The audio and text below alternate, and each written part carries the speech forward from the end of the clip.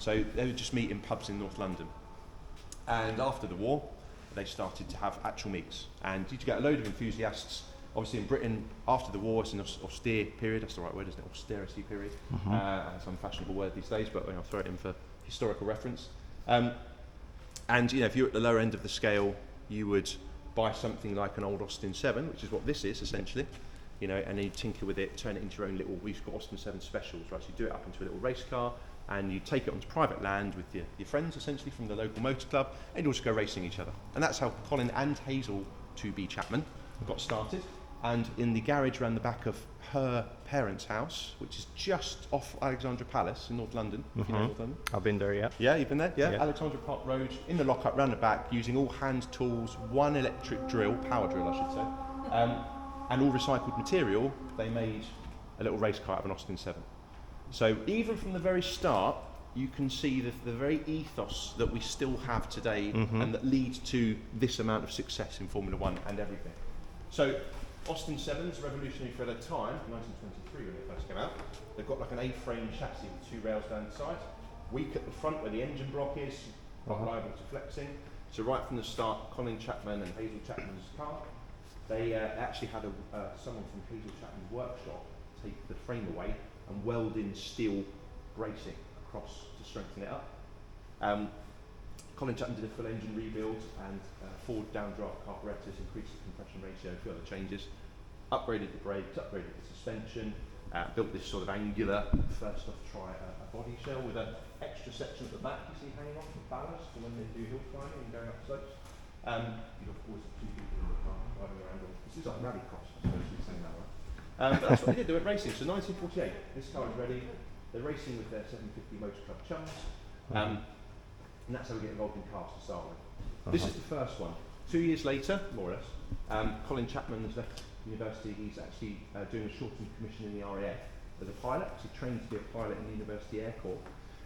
And on his weekend passes, league passes, he's coming back to the same garage to do the next car, which is just another Austin 7 with a slightly smaller, a bit more streamlined, slightly better attempt, if you like, at another trials car. And then 1950, the story changes. So driving backwards and forwards from his girlfriend's house to his parents' house, early 20s I would say, just out of university, Colin Chapman is driving down a road called Balance Road, where there is a family-based, relatively affluent family whose two young sons, also about the same age as Colin Chapman, are interested in cars. They are tinkering with local families, servicing cars in their garage that their father has kitted out into quite a nice workshop. Colin Chapman pulls over one day to introduce himself, sees this little layout, thinks this will work quite nicely for use. So they strike up a friendship. The two brothers, Michael and Nigel Allen, they also join the 750 Club with Colin Chapman, and they hatch this plan that they'll design a new Austin 7 special because the 750 Club have announced for 1951 a circuit-based formula for the first time. So I think it was a 5-race season, different racetracks actually this time. So they built their first Austin 7 for racing on the track.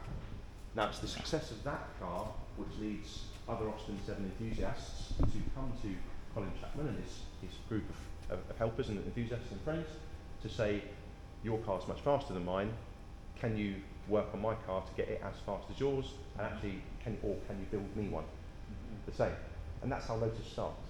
So right from the very beginning you've got engine, suspension, components and rebuild for the engine, race car design and development for essentially for Austin 7 specials. That's how Lotus begins. 1st of January 1952, company's established.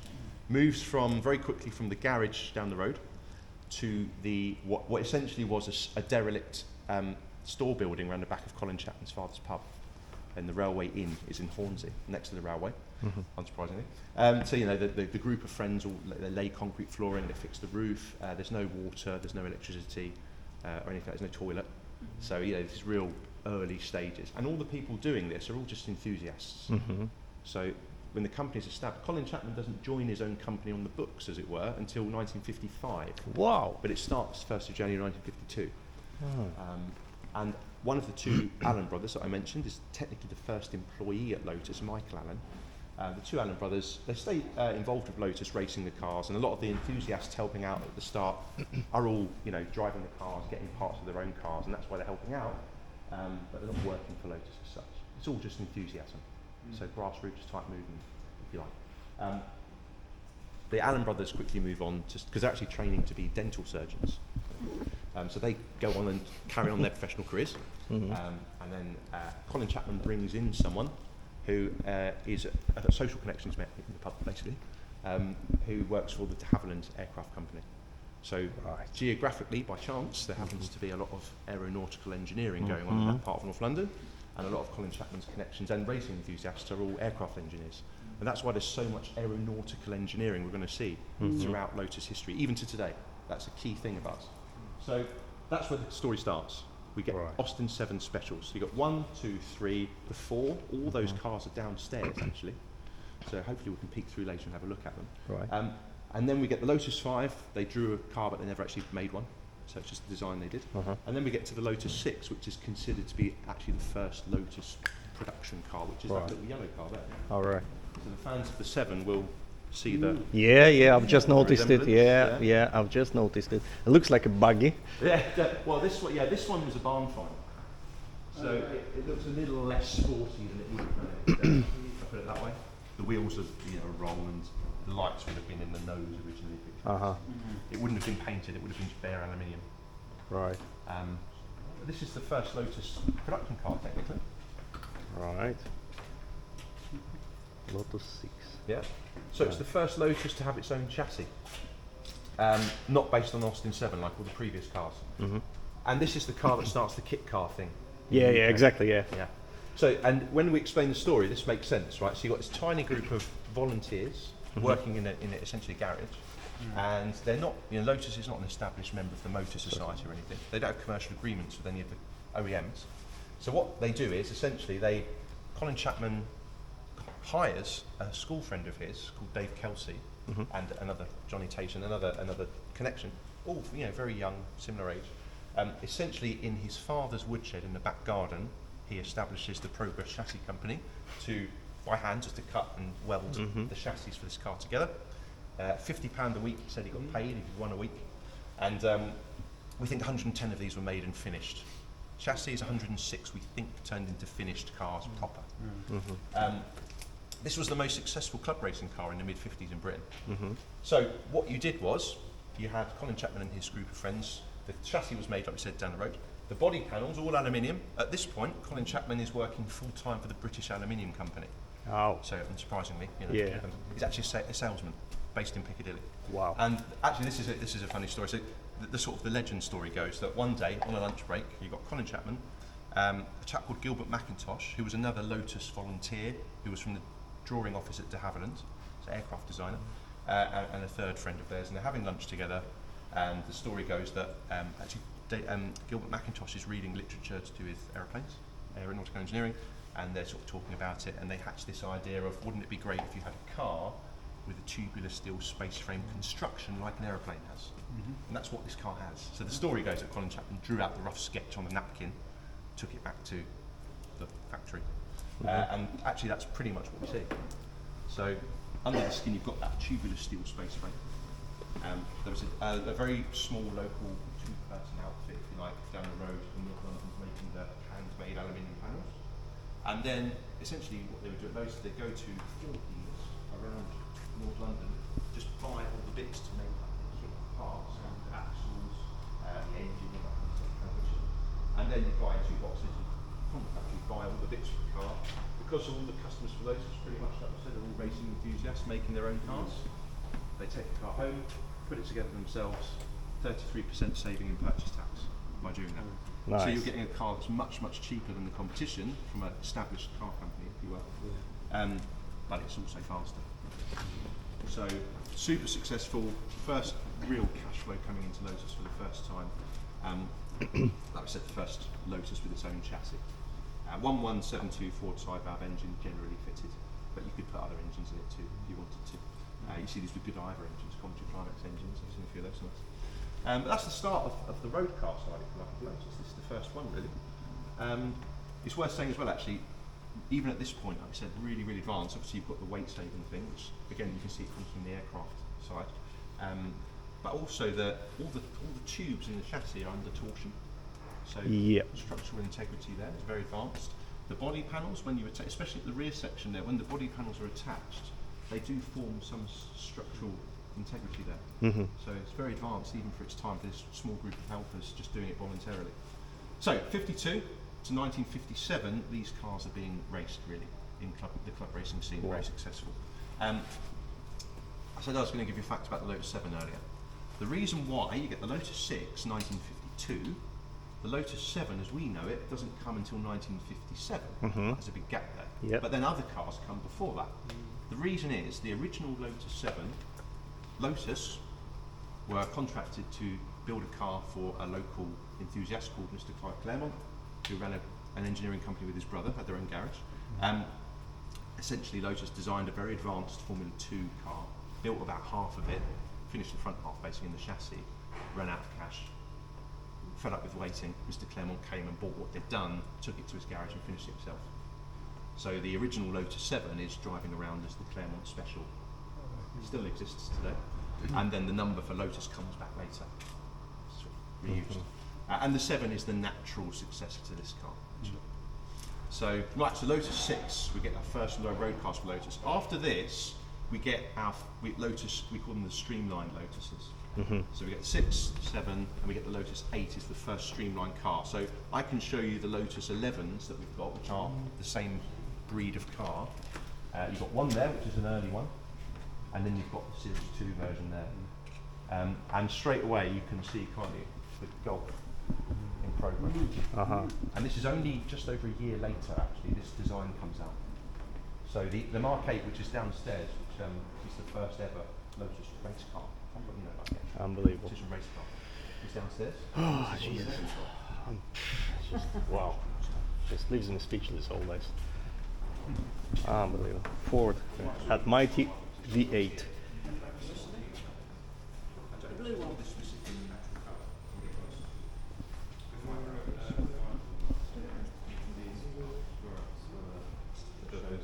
Yeah, they're beautiful, aren't they? So we said about Colin Chapman's first Formula car was dominant in the 750 league when it first came out, so 1952 really, we'll say 1 and 2. The 6s were then dominant in 1200cc club racing, and then you get towards the streamlined races and you're heading into 1500cc. The Mark 8 comes along in 1954. So, and the reason why you get this Golf and this change in design, which is said, it's worth saying Colin Chapman didn't like this when it was first done. Oh, really? But saw the benefits because 1954 is the year of the W196 Silver Arrows Mercedes. Remember seeing the Silver Arrows? Yeah. You've seen those. They were the first real race cars to properly experiment with low drag aerodynamic principles. Lotus comes along and does something a little bit more advanced because Colin Chapman, like we said, not joining his company as an employee straight away.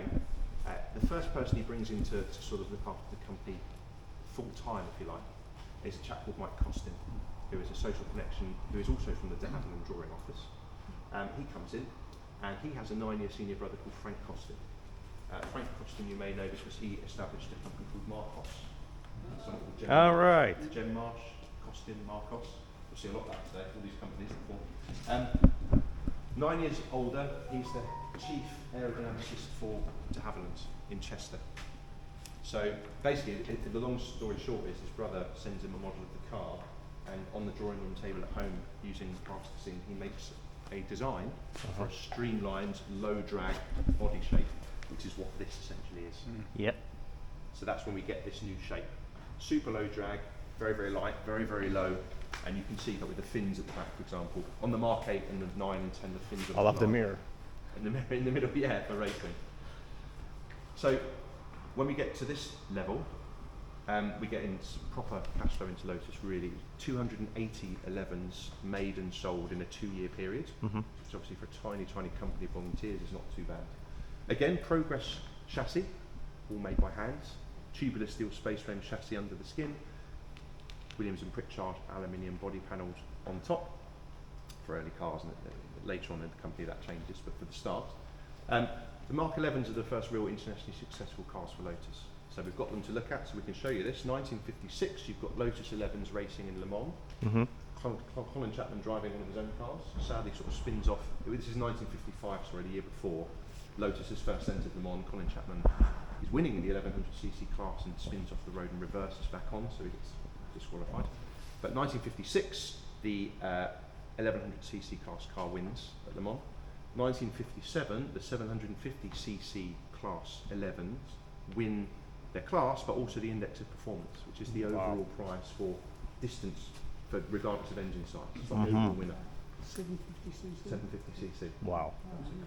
In a car that looks just like this, 1957, Cliff Allison, who is one of Lotus's first Formula One drivers, which we'll talk about in a minute, set the class speed record at Monza, 145.5 miles an hour Nice. in one of these. So I also understand that the 11, because it's a road going car, that's a road version you see over there.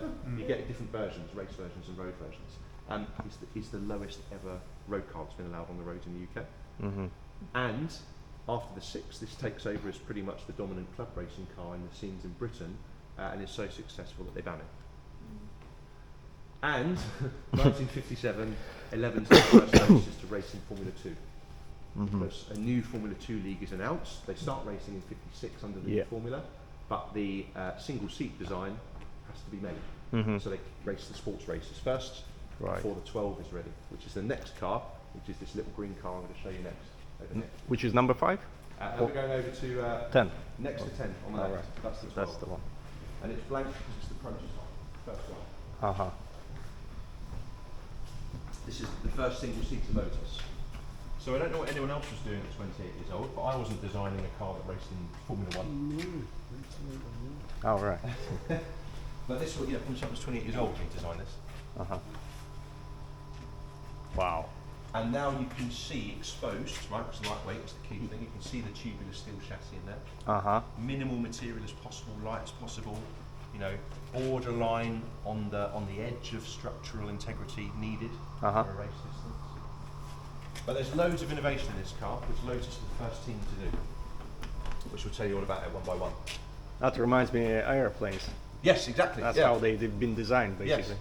And you can see it, can't you, in the fuselage shape? Yeah. And the key to this car, like with all Lotus cars, as we can see over time. What a hub.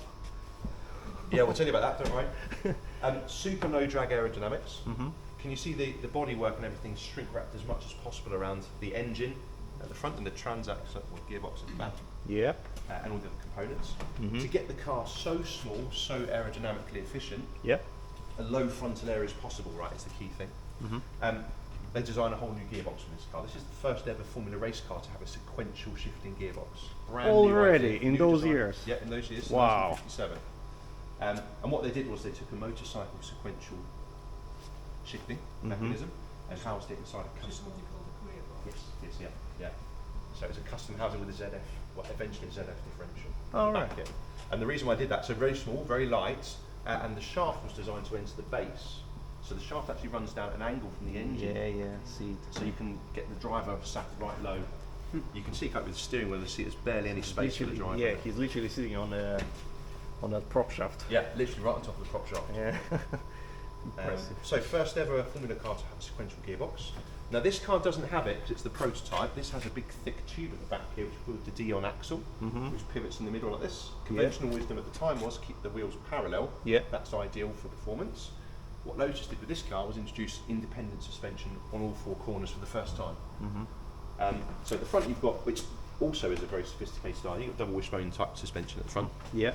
Another key thing which Lotus still uses today is this ethos. Again, it comes from aeroplanes, but if you can make one element of your design perform more than one function,